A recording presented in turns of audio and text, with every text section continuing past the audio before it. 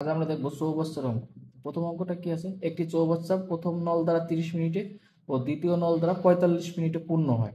এই দুইটি নল দ্বারা একত্রে চৌবাচ্চাটি পূর্ণ হতে কত সময় লাগবে? আচ্ছা, তাহলে বলছে প্রথম নল দ্বারা 30 মিনিটে পূর্ণ হয়। পূর্ণ মানে কি? সম্পূর্ণ হয়। সম্পূর্ণ মানে এক অংশ। আমরা জানি সম্পূর্ণ হচ্ছে এক অংশ। তাহলে প্রথম নল দ্বারা 30 মিনিটে পূর্ণ হয় কত? এক অংশ।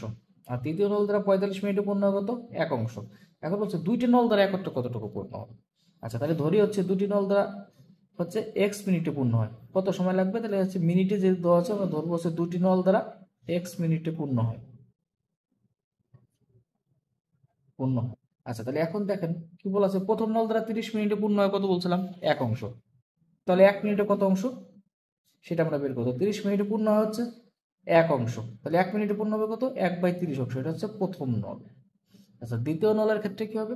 দ্বিতীয় নলের ক্ষেত্রে হচ্ছে 45 মিনিটে পূর্ণ হয় হলো এক অংশ। তাহলে এক মিনিটে পূর্ণ হবে কত? 1/45 অংশ।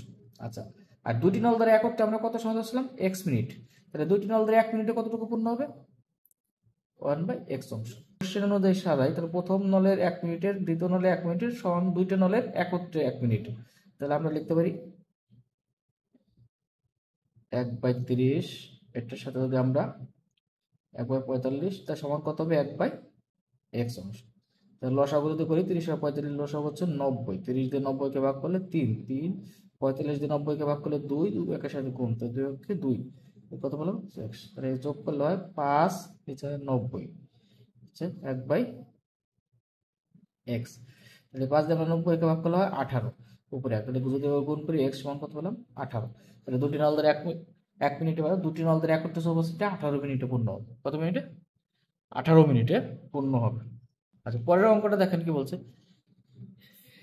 একটি চৌবাচ্চা দুটি নল দিয়ে যথাক্রমে 20 মিনিট ও 30 মিনিটে খালি হয়।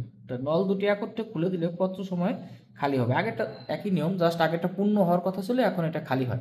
তাহলে বলা আছে দুটি নল দ্বারা যথাক্রমে 20 মিনিট ও 30 মিনিটে খালি হয়। দুটো এখানে, তাহলে প্রথম নল দ্বারা খালি হয় কয় মিনিটে? 20 মিনিট। দ্বিতীয় নল দ্বারা খালি হয় কয় মিনিটে? 30 মিনিটে। খালি হয় কি? চৌবাচ্চাটি। তাহলে পূর্ণ চৌবাচ্চা কত অংশ? এক অংশ। তো আমরা লিখতে পারি 20 মিনিটে খালি হয় এক অংশ। তাহলে 1 মিনিটে খালি হয় কত? 1/20। এটা হচ্ছে প্রথম নল। আচ্ছা, দ্বিতীয় নল কি আছে? 30 মিনিটে খালি হওয়া যাচ্ছে এক অংশ। তাহলে 1 মিনিটে খালি হবে কত? আচ্ছা, আর ধরে নেই দুটি নল দ্বারা একত্রে এক্স মিনিটে খালি হয়। তাহলে 1 মিনিটে খালি হয় কত অংশ? 1/x অংশ। আচ্ছা, তাহলে আমরা এটাকে কোশ্চেন অনুযায়ী যদি লিখি, এই প্রথম নল দিয়ে খালি হয়, দ্বিতীয় নল দ্বারা খালি হয়, দুটো যোগ করলে হবে দুইটা নল দ্বারা একত্রে খালি হয়।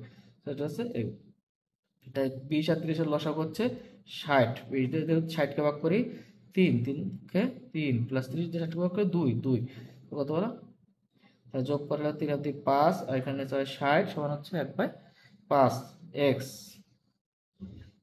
5 দিয়ে 60-কে ভাগ করলে 12, আর গুণন করলে কত হলো? x সমান হচ্ছে 12।